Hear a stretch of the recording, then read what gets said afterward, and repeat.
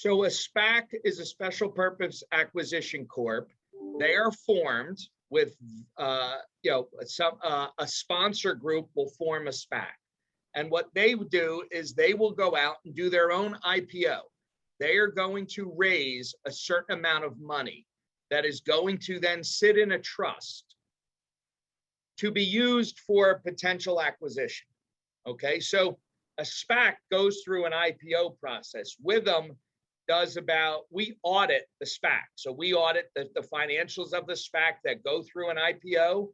We work through the IPO process, which would include, historical audit, which is minimal, but then dealing with underwriters, providing a comfort letter or bring down letter to the underwriters during an IPO process. And then there's a deliverable. Once a SPAC actually completes its IPO, there's another audit that has to be filed with the SEC. So we are the auditors of the SPAC. Can I ask another one real quick based on the way you started the conversation? Sure. And Marc, thanks. This is really already interesting. And I could tell it will be very interesting.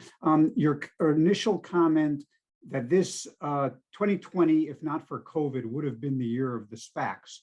But is it not possibly true that COVID was related to why it was the year of the SPACs, meaning that the powerful bull market that we had in the second half of 2020 and the frothy equity market conditions in general helped us with the IPO market in general and with the possibility of this SPAC phenomenon?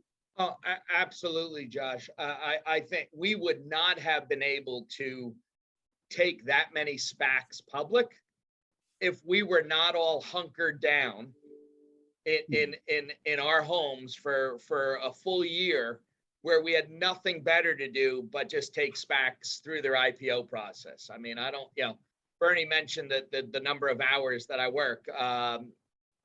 32 years of public accounting, my 31st year was the most hours I've ever worked in public accounting, and that includes 20 plus at a Big Four firm that had done numerous transactions. There would not have been able for that many SPACs to go public. There's just not enough service providers back, in the day. There were predominantly two firms, us and one other firm, that own 96% of the SPAC auditor market.